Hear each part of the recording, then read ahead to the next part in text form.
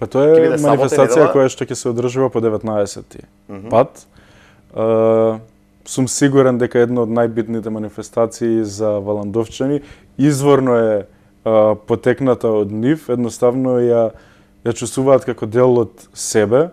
Минатата година повторно поради изборите беше и малку покасно и не беше организиран како што треба, а сега кога дискутирам јас со луѓето кои што се вклучени во организацијата и кои што тоа го правеле со години, се гледа се уште истата страст и пасија кон целата таа манифестација. Таму се на традиционален начин или се покажува печењето, варењето на ракија, на градскиот базен во Валандово.